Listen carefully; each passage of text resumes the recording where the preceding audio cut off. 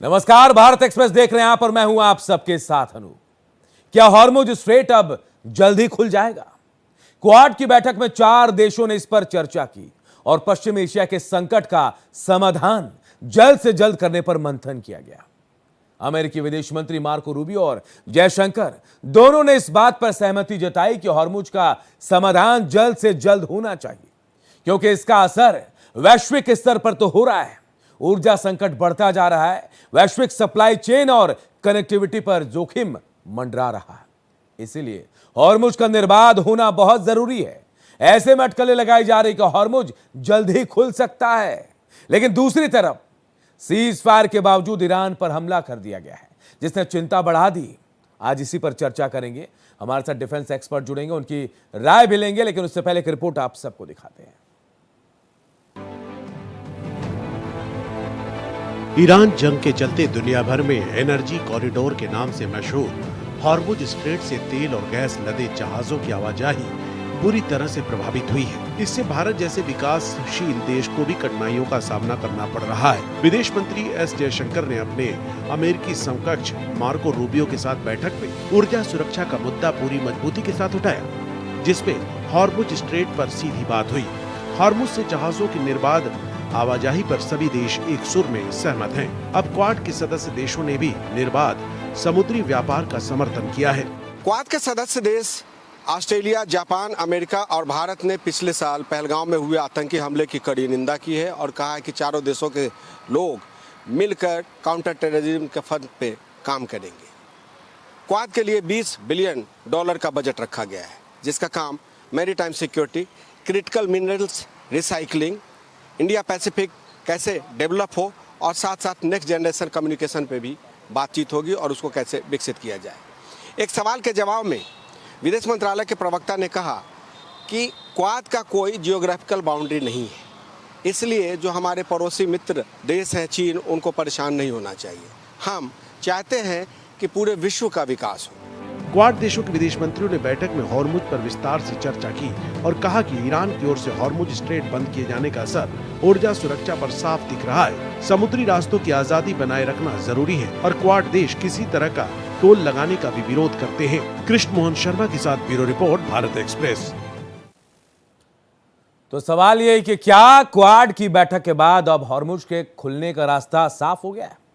सवाल थोड़ा जटिल जरूर है और सवाल का जवाब भी थोड़ा जटिल, क्योंकि कह नहीं सकते कि इन 4 देशों की मौजूदगी के बाद हॉर्मुज खुल जाएगा, क्योंकि हॉर्मुज की परेशानी सिर्फ भारत की नहीं है, सिर्फ ऑस्ट्रेलिया, अमेरिका की नहीं है, इसके अलावा आप समझिए जापान की भी नहीं है। ये पूरे विश्व की समस्या है। आप समझिए सबसे ज्यादा तेल की सप्लाई इसी हॉर्मुज से होती है, यानी दुनिया भर के ज्यादातर देश इससे अफेक्टेड हैं। अब हॉर्मुज कैसे खुलेगा, इस पर सबसे बड़ा सवाल। अमेरिका की अपनी शर्तें हैं, ईरान की अपनी शर्तें हैं, कोई एक दूसरे की शर्त मानने को तैयार नहीं है। कभी तो ऐसा भी लगता है कि भाई बहुत जल्द हॉर्मुज खुल जाएगा, क्योंकि डोनाल्ड ट्रंप ने कहा है, अमेरिका के राष्ट्रपति ने कहा कि भाई हम बिल्कुल समझौते के बहुत करीब हैं, लेकिन अगले ही चंद घंटों में एक बयान फिर आता है कि अभी इतनी जल्दबाजी की कोई जरूरत नहीं है। जब तक ईरान पूरी तरह से अमेरिका की शर्तों को नहीं मानेगा, तब तक हॉर्मुज नहीं खुलेगा। और यही हाल ईरान का है। ईरान झुकने को तैयार नहीं। ईरान जिन चीजों की डिमांड कर रहा है, जो मसौदा तैयार किया, अमेरिका को जो शर्तें भेजी, उन शर्तों को अमेरिका मानने को तैयार नहीं। फ्री संपत्ति छोड़ना नहीं चाहता अमेरिका, भरपाई मुआवजा देना नहीं चाहता अमेरिका।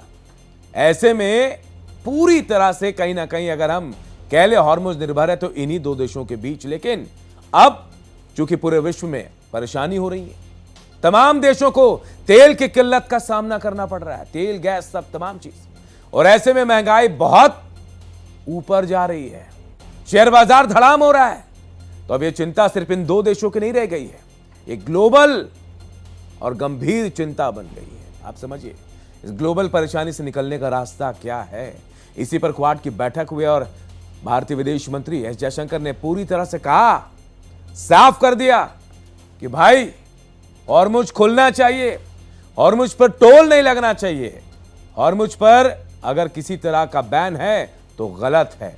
और यही तीनों देशों ने, जी हां, भारत के साथ अमेरिका, जापान, ऑस्ट्रेलिया ने इसी बात को दोहराया। मार्को रूबियो ने भी कहा समुद्री रास्ता दुनिया के लिए बहुत जरूरी है हॉर्मुज को बंद नहीं किया जा सकता। लेकिन सवाल हमारा अब भी वही है कि क्या भारत में बैठकर 4 देश ये फैसला ले रहे हैं कि भाई हॉर्मुज बंद नहीं होना चाहिए, हॉर्मुज खुलना चाहिए, क्या इसका इंपैक्ट पड़ेगा? कोई अलग रणनीति बनाई जाएगी? यही वो बहुत महत्वपूर्ण सवाल है कि क्वाड के देशों से क्या हॉर्मुज खुलने का रास्ता निकलेगा?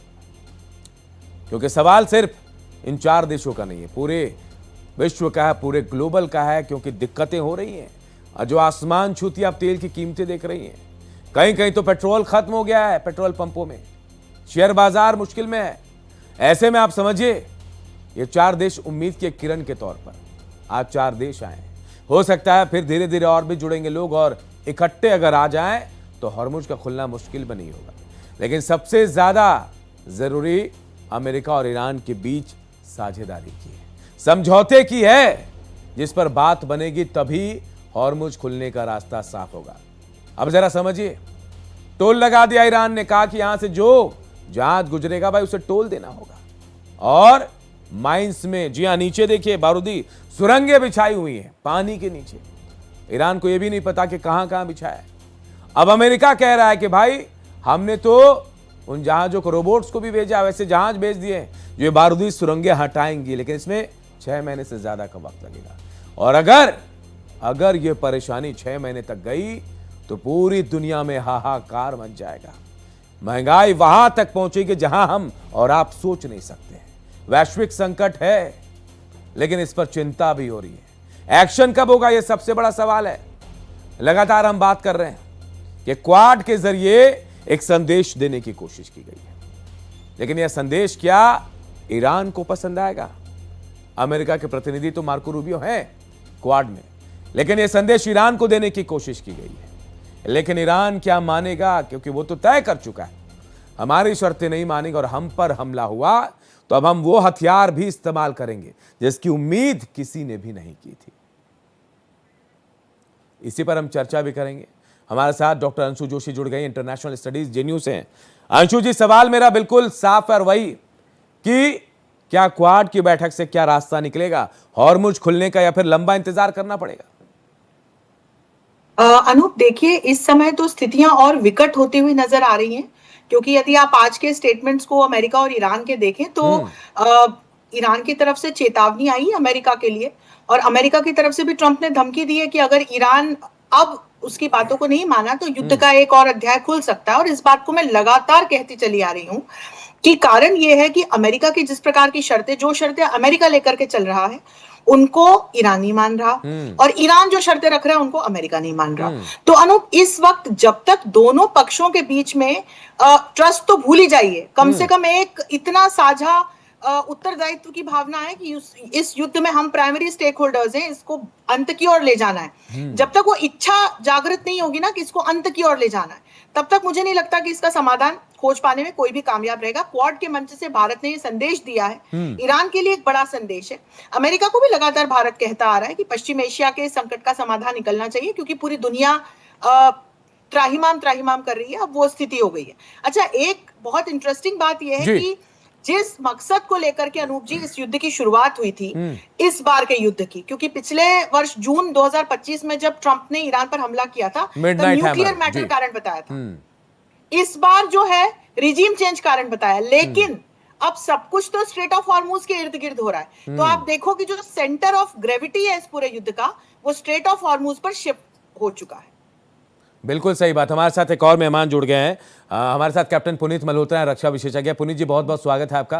पुनीत जी, आपको लग रहा है क्या बहुत आसान है हॉर्मुज खुलना? क्वाड देशों में बातचीत तो हो रही है कि भाई हॉर्मुज बंद नहीं होना चाहिए दुनिया भर के लोगों के लिए, लेकिन क्या इतना आसान है? क्योंकि ये तय करना अमेरिका और ईरान को है, जब तक ये तैयार नहीं होंगे हॉर्मुज नहीं खुल सकता। क्या लग रहा है?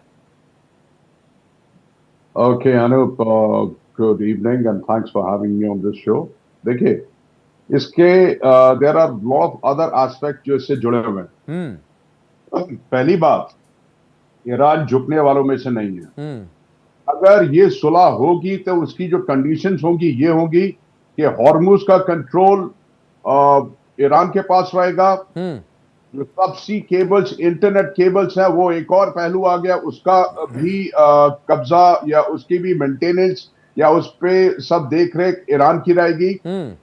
और तीसरा जो uranium enrich uranium 60% and above या 60% है, उसको भी ईरान नहीं देगा यूएस को।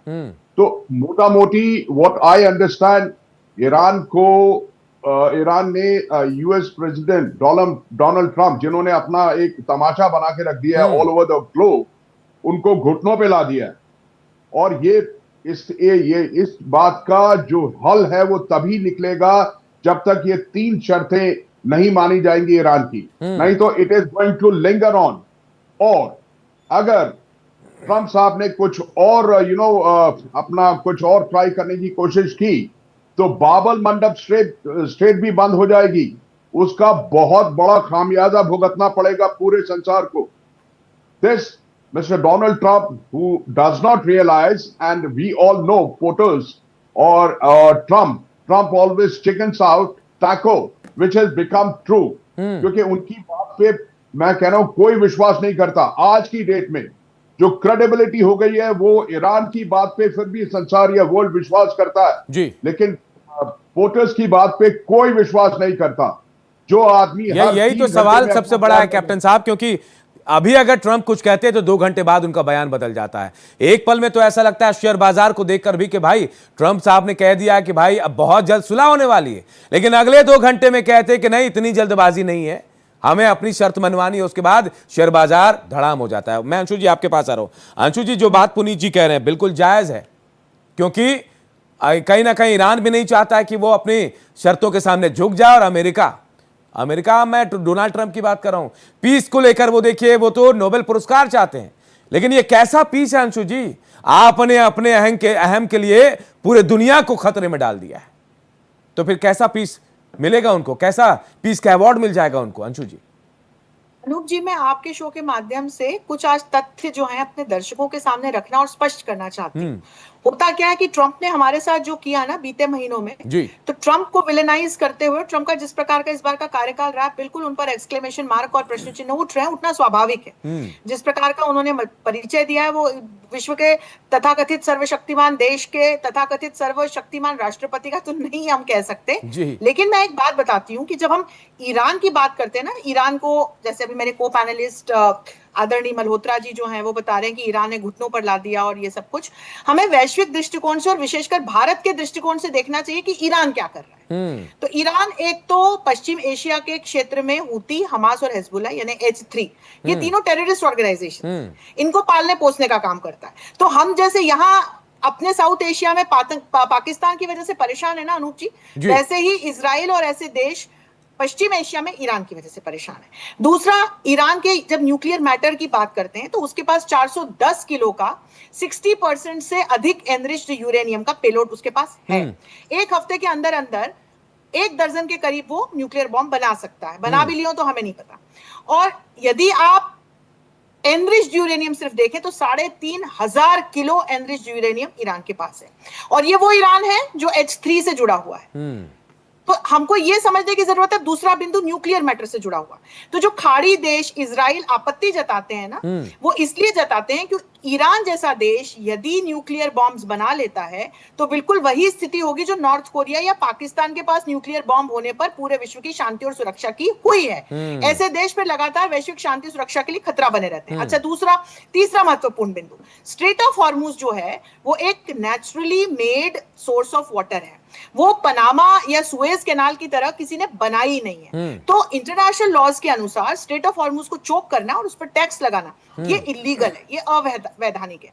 इस पूरे युद्ध में ईरान ने क्या किया है, स्ट्रेट ऑफ हॉर्मुज को चोक कर लिया। न सिर्फ उसको चोक किया, अब उस पर टैक्स वसूलने की बात कर रहे, टैक्स वसूल रहा है रादर।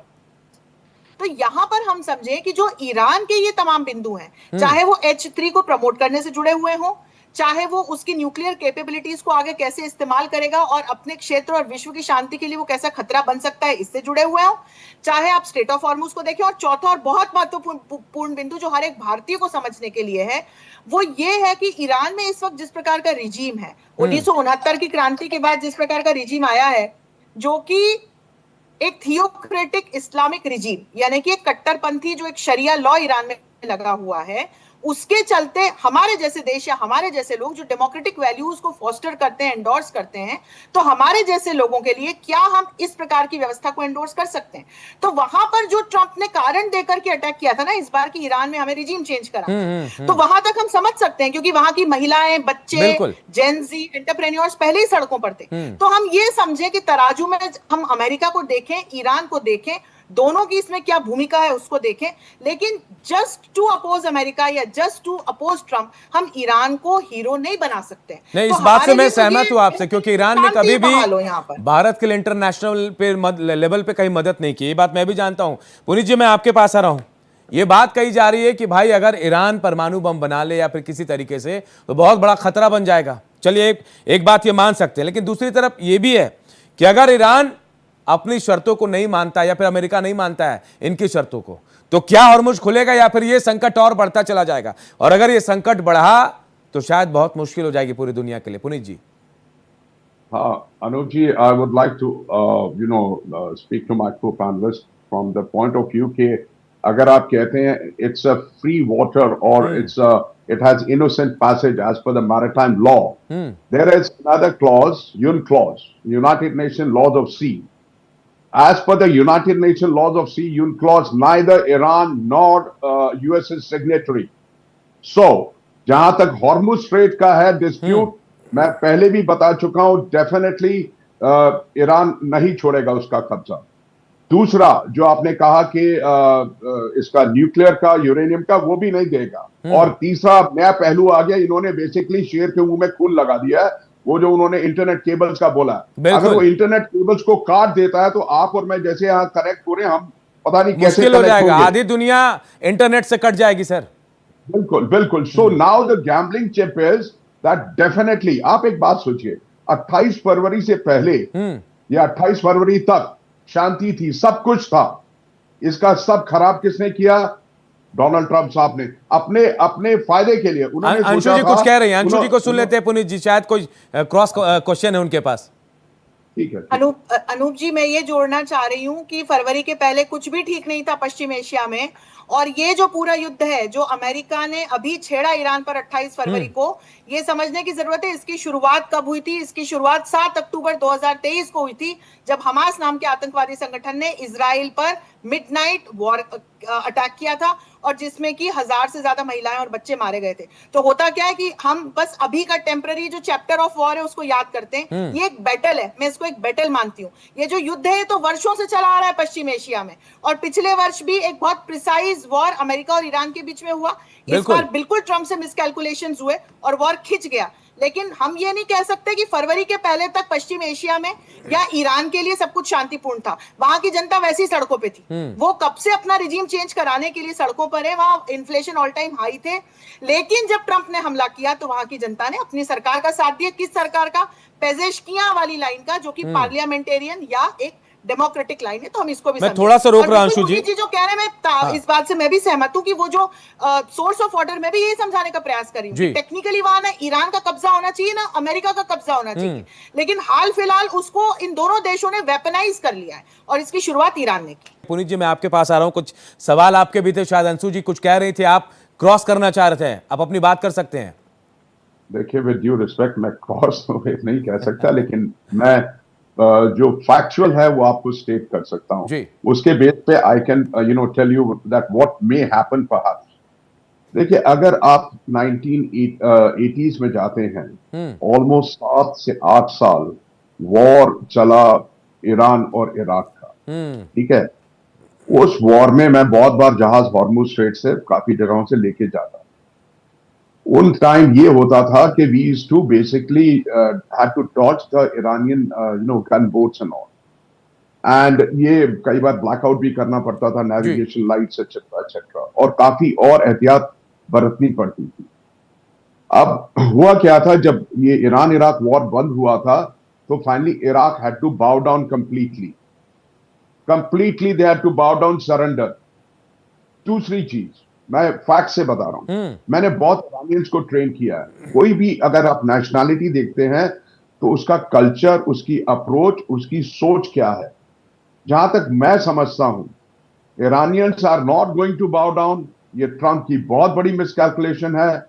और ये वॉर अगर मैम कह रही है अक्टूबर से ही स्टार्ट हुआ, चलो ठीक है मान लेते हैं, लेकिन एक बात सुनिए, अगर इजराइल और ईरान में चलना था तो यूएस ने क्यों बीच में पंगा लिया? Why did they want to come in between? Because now they have come. अब ट्रंप को ये नहीं पता लग रहा कि वो निकले कहां, क्योंकि एक तरफ तो whole world is criticising him, दूसरी तरफ नवंबर में जो मिड टर्म इलेक्शन है वहां पे उसकी मतलब जान अड़ी हुई है ट्रंप की कि probably some adverse results may not come against him. तीसरी चीज, जहां तक आपकी पर्शियन गल्फ की जो कंट्रीज हैं ऑयल एक्सपोर्टिंग, चाहे वो कतर हो, इराक हो, कुवैत हो, सऊदी अरेबिया हो या यूएई हो, इन सबको ये जरूर अब पता लग गया है कि पूरी पर्शियन गल्फ का बॉस जो है वो है ईरान, चाहे वो एंट्री एग्जिट पॉइंट से हो, चाहे giving a bloody nose to America, the most renowned super power. आज की डेट में यूएस सुपर पावर का एक मखौल सा बन गया। Last but not the least, मैं एक बात बहुत चैनल्स पे भी बोल चुका हूं, आपके चैनल पे भी बोल चुका हूं कि अगर यूएस में इतना दम है कि हॉर्मुज को कंट्रोल करना चाहती हैं, तो वहां से करीब 150 और 140 nautical miles due south east US navy खड़ी है। They are the most powerful navy in the world. चलिए, बहुत बहुत शुक्रिया पुनीत जी आपका और अंशु जी आपका, क्योंकि वक्त की थोड़ी कमी है, इसलिए मैं आप दोनों को माफी के साथ रोक रहा हूं। लेकिन सवाल अब भी वही है कि क्वाड से क्या कोई संदेश गया, इस संदेश का असर दिखेगा या नहीं। लेकिन यह भी तय है कि भाई फैसला ईरान और अमेरिका को करना है। ये दोनों अपनी अपनी शर्तों में शायद कुछ समझौता कर ले तो पूरी दुनिया का भला हो जाएगा। जो चीजें हो रही हैं, जो महंगाई बढ़ रही है, उस पर लगाम लग जाएगी। देखते रहिए भारत एक्सप्रेस। मुझे दीजिए इजाजत, नमस्कार।